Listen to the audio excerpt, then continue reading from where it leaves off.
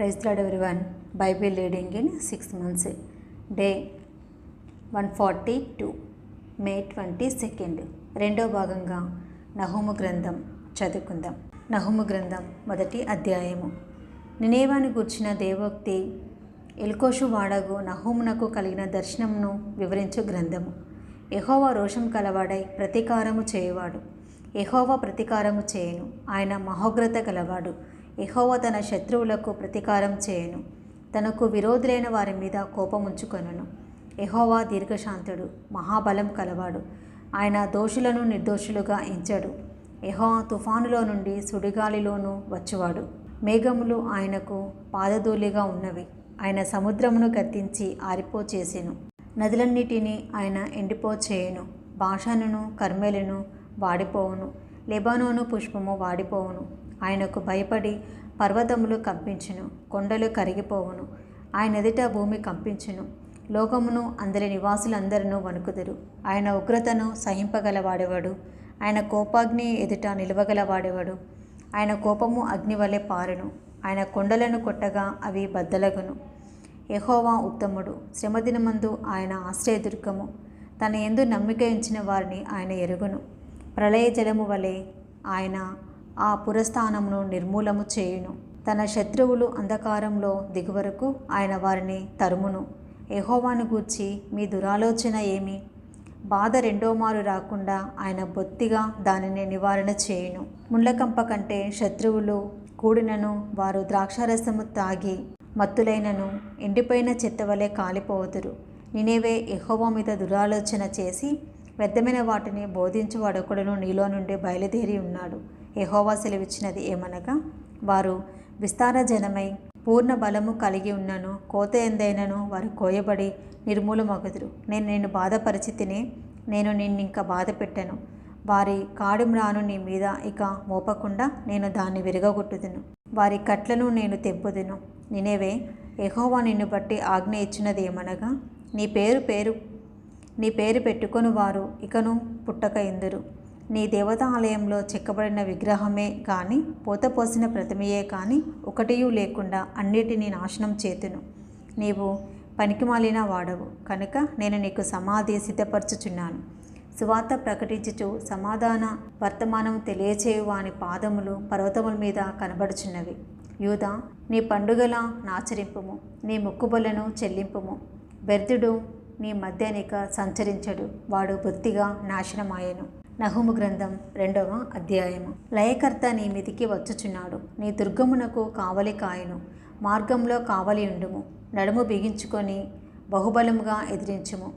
దోచుకొని వారు వారిని దోపుడు సొమ్ముగా పట్టుకొనినను వారి ద్రాక్షవల్లులను నరికివేసినను అతిశయాస్పదముగా ఇశ్రాయేలీయుల వలె యెహోవా యాకోబు సంతతికి మరలా అతిశయాస్పదముగా అనుగ్రహించును.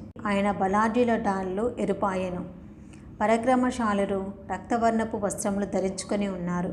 ఆయన సైన్యము ఊహపరిచిన దినమున రథభూషణములు అగ్నివలే మెరేచున్నవి. సరళదారుమయమైన ఈటలు ఆడుచున్నవి. వీధులలో రథములు మిక్కిలి తొందరగా పోవచ్చున్నవి. రాజమార్గములలో రథములు ఒకదాని మీద ఒకటి పడుచు పరిగెత్తుచున్నవి. అవి దివిటీల వలె కనబడుచున్నవి. మెరుపుల వలె అవి పరిగెత్తుచున్నవి. రాజు తన పరాక్రమశాలులను జ్ఞాపకం చేసుకొనగా వారు నడుచుచూ పడిపోవుదురు. ప్రాకారమునకు పరిగెత్తి వచ్చి బ్రాను సిద్ధపరచుదురు. నదుల దగ్గరనున్న గుమ్మములు తెరవబడి ఉన్నవి. నగరు పడిపోవచ్చున్నది. నిర్ణయమాయను. అది దిగంబరి అయి కొనిపోబడుచున్నది. గువ్వలు మూలుగునట్లు దాని దాసీలు రొమ్ము కొట్టుకొనుచు మూలుగుచున్నారు. కట్టబడినప్పటి నుండి నినేవే పట్టణము నీటి కొలను వలె ఉండెను. దాని జనులు పారిపోవచ్చున్నారు. నిలువుడి నిలువుడి అని పిలిచినను తిరిగి చూచువాడు ఒకడునూ లేడు. వెండి కొల్లపెట్టుడి, బంగారము కొల్లపెట్టుడి. అది సకల విధములైన విచిత్రములకు ఉపకరణములతో నిండి ఉన్నది. అవి లెక్కలేక ఉన్నవి. అది వట్టిదిగాను శూన్యముగాను పాడుగాను అగుచున్నది. జనుల హృదయమును కరిగిపోవచ్చున్నవి. మోకాళ్ళు వణుకుచున్నవి. అందరి నడుములు బహుగా నొచ్చుచున్నవి. అందరి ముఖములు తెల్లపోవచ్చున్నవి. సింహముల గుహ ఏమాయను? సింహపు పిల్లల మేత స్థలం ఏమాయను? ఎవరినూ బెదిరింపకుండా సింహమును ఆడుసింహమును సింహపు పిల్లలను తిరుగులాడు స్థలమేమాయను? తన పిల్లలకు కావాల్సినంత చీల్చివేయచ్చు, ఆడుసింహములకును కావాల్సినంత గొంతుగా నొక్కి పట్టుచు తన గుహలను ఎర్రతోనూ తన నివాసములను వేటాడి పట్టిన ఎర్రతోనూ నింపిన సింహమేమాయెను? నేను నీకు విరోధినై ఉన్నాను. వాటి పొగ పైకెక్కునట్లుగా నీ రథములను కాల్చివేసేదను. కత్తి నీ కొదుమ సింహములను మింగివేయను. నీకిక దొరకకుండా భూమిలో నుండి నీవు పట్టుకొని నా ఎర్రను నేను తీసివేతును. నీ దూతల శబ్దము ఇక వినబడదు. ఇదే సైన్యములకు అధిపతియగు యెహోవా వాక్కు. నహూము గ్రంథము 3వ అధ్యాయము. నరహత్య చేసిన పట్టణమా, నీకు శ్రమ. అది ఎడతెగక ఎర పట్టుకొనుచు మోసముతోనూ బలాత్కారముతోనూ నిండి ఉన్నది. సారథి యొక్క చబుకు ధ్వని, చక్రముల ధ్వనియు, గుర్రములు త్రొక్కుడు ధ్వనియు, వడిగా పరిగెత్తు రథముల ధ్వనియు వినబడుచున్నది. రౌతులు వడిగా పరిగెత్తుచున్నారు. ఖడ్గములు తలతలలాడుచున్నవి. ఈటలు మెరియుచున్నవి. చాలామంది హతమవుచున్నారు. చచ్చిన వారు కుప్పలు కుప్పలుగా పడి ఉన్నారు. పీనుగులకు లెక్కయే లేదు. పీనుగులు కాలికి తగిలి జనులు త్రొట్టిల్లుచున్నారు. చక్కని దానవై, వేషవై, చిల్లంగితనమందు జ్ఞానము గల దానవై, జారత్వం చేసి జనాంగముల మీద చిల్లంగితనము జరిగించి సంసారములను అమ్మివేసిన దాన, నీవు చేసిన అధిక జారత్వమును బట్టి సైన్యములకు అధిపతియగు యెహోవాకు ఇదే. నేను నీకు విరోధినై ఉన్నాను. నీ చెంగులు నీ ముఖము మీదికెత్తి జనములకు నీ మానమును రాజ్యములను నీ అవమానమును నేను బయలుపరుతును. 10 మంది ఎదుట నీ మీద మాలిన్యము వేసి నిన్ను అవమానపరిచెదను. అప్పుడు నిన్ను చూచువారందరూ నీ యొద్ద నుండి పారిపోయి, నినేవే పాడైపోయినే, దాని కొరకు అంగలార్చువారెవరు? నిన్ను ఓదార్చు వారిని ఎక్కడ నుండి పిలుచుకొని వచ్చేదము అందరూ. సముద్రమే తనకు ఆపుగాను, సముద్రమే తనకు ప్రాకారముగాను చేసుకొని బహుజనముల చేత చుట్టబడి నైలు నది దగ్గర నుండిన నోఅమోను పట్టణము కంటే నీవు విశేషమైన దానవా? కూషీలను ఐగుప్తీయులను దాని శూరులేరి, వారు విస్తార జనముగా నుండిరి. పూతు వారును లోబీయులను నీకు సహాయులై ఉండేరి. అయినను అది చెరపట్టబడి కొనిపోబడెను. రాజమార్గముల మోగల యందు శత్రువులు దానిలోని చిన్నపిల్లలను బండలకు వేసి కొట్టి చంపిరి. దాని గనుల మీద చీట్లు వేసి దాని ప్రధానులందరినీ సంకెళ్లతో బంధించిరి. నీవును మత్తురాలవై దాగుకుందువు. శత్రువు వచ్చుట చూచి ఆశ్రయదుర్గము వెలుకుదువు. అయితే నీ కోటలన్నయు అకాలపు పండ్లు గల అంజూరపు చెట్ల వలె ఉన్నవి. ఒకడు వాటిని కదిలింపగానే పండ్లు తినవచ్చిన వాని నోట పడును. నీ జనులు స్త్రీల వంటి వారైరి. నీ శత్రువులు చొచ్చినట్లు నీ దేశము గౌనుల అడ్డకర్రలు తీయబడి ఉన్నవి. అగ్ని నీ అడ్డగడియలను కాల్చుచున్నది. ముట్టడి వేయు కాలమునకును నీళ్లు చేదుకొనుము. నీ కోటలను బలపరచుము. జిగట మట్టిలోనికి దిగి ఇటుకల బురదను త్రొక్కుము. అవములను సిద్ధపరచుము. అచ్చటిన అగ్ని నిన్ను కాల్చివేయును. ఖడ్గం నిన్ను నాశనం చేయును. గొంగలి పురుగు తినివేయు రీతిగా అది నిన్ను తినివేయును. నీవు సంఖ్యకు గొంగలి పురుగులంత విస్తారముగాను మిడతలంత విస్తారంగాను ఉండుము. నీ వర్తకులు లెక్కకు ఆకాశ నక్షత్రం కంటే ఎక్కువగా నున్నను. గొంగలి పురుగు వచ్చి అంతయు నాకివేసి ఎగిరిపోయిను. నువ్వు ఏర్పరిచిన శూరులు మిడతలంత విస్తారంగా నున్నారు. నీ సైనికులు చలికాలమందు కంచెలలో దిగిన గొంగలి పురుగుల వలె నున్నారు. ఎండకాయగా అవి ఎగిరిపోవును. అవి ఎక్కడ వాలినది ఎవరికినీ తెలియదు. అష్షూరు రాజా, నీ కాపరులు నిద్రపోయిరి. నీ ప్రధానులు పండుకొనిరి. నీ జనులు పర్వతముల మీద చెదిరిపోయిరి. వారిని సమకూర్చువాడొకడునూ లేడు. నీకు తగిలిన దెబ్బ బహు చెడ్డది. నీ గాయమునకు చికిత్స ఎవడనూ చేయజాలడు. జనులందరూ ఎడతెగక నీ చేత హింసనొందిరి. నిన్ను గూర్చిన వార్త వినువారందరూ నీ విషయమై చప్పట్లు కొట్టుదురు. హబక్కూకు గ్రంథం 1వ అధ్యాయము. కంటిన్యూషన్ చదువుకుందాం. ప్రవక్తయగు హబక్కూ నుద్దకు దర్శనరీతిగా వచ్చిన దేవోక్తి. యెహోవా, నేను మొరపెట్టినను నీవెన్నాళ్ళు ఆలకింపక ఉందువు. బలాత్కారం జరుగుచున్నదని నేను నీకు మొరపెట్టినను నీవు రక్షింపక ఇందువు. నన్నెందుకు దోషము చూడనిచ్చుచున్నావు? బాధ నీవేళ ఊరికయ్యే చూచుచున్నావు. ఎక్కడ చూచినను నాశనమును బలాత్కారమును అగుపడుచున్నవి. జగడమును కలహమును రేగుచున్నవి. అందువలన ధర్మశాస్త్రము నిరర్ధకమాయెను. న్యాయం ఎన్నడూనూ జరగకుండా మానిపోయెను. భక్తిహీనులు వచ్చి నీతిపరులను చుట్టుకొందరు. న్యాయం చెడిపోచున్నది. అన్యజనులలో జరుగునది చూడుడి, ఆలోచించుడి, కేవలం విస్మయం నొందుడి. మీ దినములలో నేనొక కార్యం జరిగింతును, అలాగు జరుగునని ఒకడు మీకు తెలిపినను మీరతని నమ్మక ఇందురు. ఆలకించుడి. తమ కాని ఉనికి పట్టులను ఆక్రమింపవలెనని బోధిగంతముల వరకు సంచరించు ఉద్రేకము గల శూరులకు కల్దీలను నేను రేపుచున్నాను. వారు ఘోరమైన భీకర జనముగా ఉన్నారు. వారు ప్రభుత్వమును విధులను తమ ఇచ్చ వచ్చినట్లు ఏర్పరచుకొందరు. వారి గుర్రములు చిరుతపులుల కంటే వేగముగా పరుగులెత్తెను. రాత్రి ఎందు తిరుగులాడు తోడల కంటేనూ అవి చురుకైనవి. వారి రౌతులు దూరం నుండి వచ్చి తటాలున జొరపడెదురు. ఎరను పట్టుకొనుటకై పక్షిరాజు వడిగా వచ్చినట్లు వారు పరిగెత్తి వత్తురు. వెనుక చూడకుండా బలాత్కారము చేయుటకే వారు వత్తురు. ఇసుక రేణువులంత విస్తారముగా వారు జనులను చెర పట్టుకొందరు. రాజులను అపహాస్యం చేతురు, అధిపతులను హేళన చేతురు. ప్రాకారం గల దుర్గములన్నిటినీ తృణీకరింతురు. మట్టి దిబ్బ వేసి వాటిని పట్టుకొందరు. తమ బలమునే తమకు దేవతగా భావింతురు. గాలి కొట్టుకొని పోవునట్లు వారు కొట్టుకొని పోవచ్చు అపరాధులగుదురు. యెహోవా నా దేవా, నా పరిశుద్ధ దేవా, ఆది నుండి నువ్వు ఉన్నవాడవు కావా? మేము మరణం పొందము. యెహోవా, తీర్పు తీర్చుటకు నీవు వారిని నియమించుచున్నావు. ఆశ్రయదుర్గమా, మమ్మను దండించుటకు వారిని పుట్టించితివి. నీ కనుదృష్టి దుష్టత్వం చూడలేంత నిష్కలంకమైనది కదా. బాధించువారు చేయు బాధను నీవు దృష్టింపజాలవు కదా. కపటలను నీవు చూచియు దుర్మార్గులు తమ కంటే ఎక్కువ నీతిపరులను నాశనం చేయక నీవు చూచియు ఎందుకు ఊరుకున్నావు? ఏలికలేని చేపలతోనూ ప్రాకు పురుగులతోనూ నీవు నరులను సమానులుగా చేసితివి. వాడు గాలము వేసి మానవులందరినీ గుచ్చి లాగి ఉన్నాడు. ఉరులు ఒగ్గి చిక్కించుకొనుచున్నాడు. వాడు తన వలతో వారిని కూర్చుకొని సంతోషపడి గంతులు వేయుచున్నాడు. కావున వల వలన మంచి భాగమును పుష్టినిచ్చు భోజనమును తనకు కలుగుచున్నావని వాడు తన వలకు బలుల నర్పించుచున్నాడు.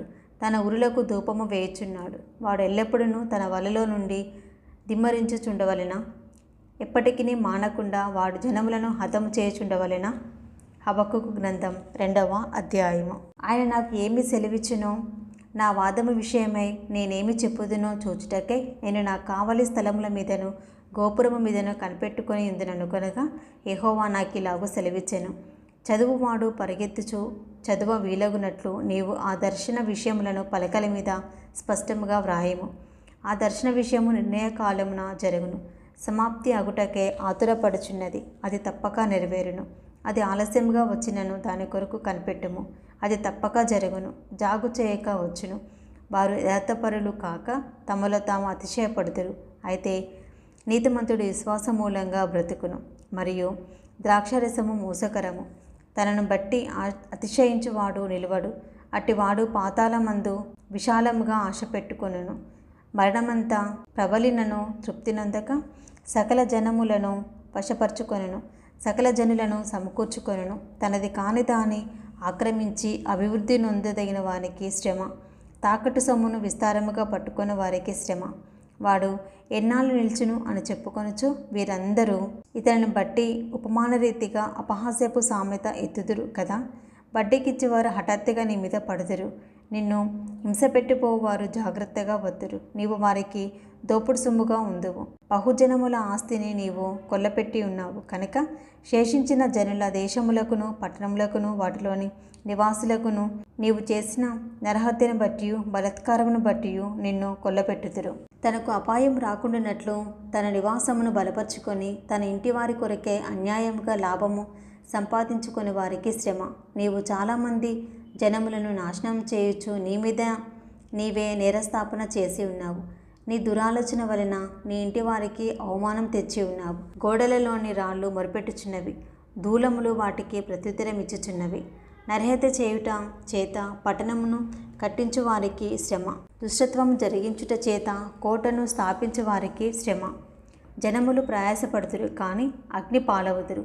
వ్యర్థమైన దాని కొరకు కష్టపడి జనులు క్షీణించుదురు. ఇది సైన్యములకు అధిపత్యగు యెహోవా చేతనే అగును కదా. ఏలయనగా సముద్రము జలములతో నిండి ఉన్నట్టు భూమి యెహోవా మహత్యమును గూర్చిన జ్ఞానముతో నిండి ఉండును. తమ పొరుగువాని మానమును చూడవలనని ఘోరమైన ఉగ్రతను కలిపి వారికి త్రాగనిచ్చి వారిని మత్తులుగా చేయువారికి శ్రమ. ఘనతకు మారుగా అవమానంతో నిండి ఉన్నావు. నీవును త్రాగి నీ మానమును కనపరుచుకొందువు. యెహోవా కుడి చేతిలోని పాత్ర నీకు ఇయ్యబడును. అవమానకరమైన వమనము నీ ఘనత మీద పడును. లెబానోనునకు నీవు చేసిన బలాత్కారము నీ మీదకే వచ్చును. పశువులను బెదిరించిన బెదర నీ మీదనే పడును. దేశములకును పట్టణములకును వాటిలోని నివాసులకును నీవు చేసిన నరహత్యను బట్టి జరిగిన బలాత్కారమును బట్టి ఇది సంభవించును. చెక్కడపు పనివారు విగ్రహము చెక్కుట వలన ప్రయోజనమేమి? పనివాడు మూగబొమ్మను చేసి తాను రూపించిన దాని యందు నమ్మిక ఉంచుట వలన ప్రయోజనమేమి? అబద్ధములు బోధించు పోత విగ్రహముల యందు నమ్మిక ఉంచుట వలన ప్రయోజనమేమి? లెమ్మనియు చెప్పువానికి శ్రమ. అది ఏమైనా బోధింపగలదు. అది బంగారంతోనూ వెండితోనూ పూత పూయబడెను, కానీ దానిలో శ్వాసమెంత మాత్రమును లేదు. అయితే యెహోవా తన పరిశుద్ధాలయంలో ఉన్నాడు. ఆయన సన్నిధిని లోకమంతయు మౌనంగా ఉండునుగాక. హబక్కూకు గ్రంథం 3వ అధ్యాయము. ప్రవక్తయు హబక్కూకు చేసిన ప్రార్థన వాద్యములతో పాడదగినది. యెహోవా, నిన్ను గూర్చిన వార్త విని నేను భయపడుచున్నాను. యెహోవా, సంవత్సరములు జరుగుచుండగా నీ కార్యము నూతన పరచము. సంవత్సరములు జరుగుచుండగా దానిని తెలియచేయము. కోపించుచునే వాత్సల్యమును జ్ఞాపకమునకు తెచ్చుకొనుము. దేవుడు తేమానులో నుండి బయలుదేరినున్నాడు. పరిశుద్ధ దేవుడు పారానులో నుండి వేంచేయుచున్నాడు. ఆయన మహిమ ఆకాశ మండలం అంతటను కనబడుచున్నది. భూమి ఆయన మహిమతో నిండి ఉన్నది. సూర్యకాంతితో సమానమైన ప్రకాశము కనబడుచున్నది.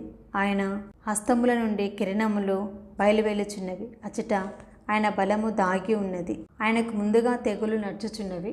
ఆయన పాదముల వెంట అగ్ని మెరుపులు వచ్చుచున్నవి. ఆయన నిలకడగా భూమిని కంపించును. ఆయన నిలబడగా భూమి కంపించును. ఆయన చూడగా జనులందరూ ఇటు అటు తొలగుదురు. ఆదికాల పర్వతములు బద్దలైపోవును, పురాతన గిరులు అణుగును. పూర్వకాలము మొదలుకొని ఆయన ఇలాగూ జరిగించువాడు. కూషీల డేరాలలో ఉపద్రవము కలగగా నేను చూచితిని. మిద్యాను దేశస్థుల డేరాల తెరలు గజగజ వణికెను. యెహోవా, నదుల మీద నీ కోపము కలిగినందున, నదుల మీద నీ ఉగ్రత కలిగినందున, సముద్రము మీద నీ ఉగ్రత కలిగినందున నీ గుర్రములను కట్టుకొని రక్షణార్థమైన రథముల మీద ఎక్కి వచ్చుచున్నావు. విల్లు వరలో నుండి తీయబడి ఉన్నది.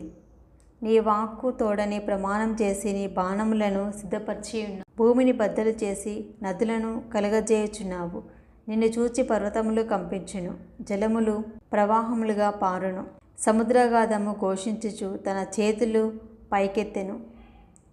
ఈటలు తలతలలాడగా సంచరించు నీ బాణముల కాంతికి భయపడి సూర్యచంద్రులను తమ నివాసములలో ఆగిపోదురు. బహురౌద్రము కలిగి నీవు భూమి మీద సంచరించుచున్నావు. మహోగ్రతుడవై జనులను అణగద్రొక్కుచున్నావు. నీ జనులను రక్షించుటకు నీవు బయలుదేరుచున్నావు. నీవు నియమించిన అభిషిక్తుని రక్షించుటకు బయలుదేరుచున్నావు. దుష్టుల కుటుంబములలో ప్రధాననొకడునూ ఉండకుండా వారి తలను మెడను ఖండించి వారిని నిర్మూలం చేయుచున్నావు. బీదలను రహస్యముగా మృంగివేయవలనని ఉప్పొంగుచు నన్ను పొడి చేయుటకే తుఫాను వలె వచ్చు. యోధుల తలలలో రాజు యొక్క ఈటను నాటుదువు. నీవు సముద్రమును త్రొక్కుచూ సంచరించుచు ఉన్నావు. నీ గుర్రములు మహాసముద్ర జలరాశులను త్రొక్కును. నేను వినగా జనుల మీదికి వచ్చువారు సమీపించే వరకు నేను ఊరకొని శ్రమదినము కొరకు కనిపెట్టవలసి ఉన్నది. నా అంతరంగము కలవరపడుచున్నది. ఆ శబ్దమునకు నా పెదవులు కదులుచున్నవి. నా ఎముకలు కుళ్ళిపోవచ్చున్నవి. నా కాళ్ళు వణుకుచున్నవి. అంజరపు చెట్లు పూయకుండినను, ద్రాక్ష చెట్లు ఫలింపకపోయినను, ఒలివ చెట్లు కాపులేక ఉండినను, చేనిలోని పైరు పంటకు రాకపోయినను, గొర్రెలు దొడ్డిలో లేకపోయినను, సాలులో పశువులు లేకపోయినను, నేను యెహోవా యందు ఆనందించెదను. నా రక్షణకర్త అయిన నా దేవుని యందు నేను సంతోషించెదను. ప్రభువగు యెహోవా ఏ నా బలము. ఆయన నా కాళ్ళు లేడికాళ్ళ వలె చేయును. ఉన్నత స్థలముల మీద ఆయన నన్ను నడవచేయును. ఇది 2వ భాగం అండి. Praise the lord.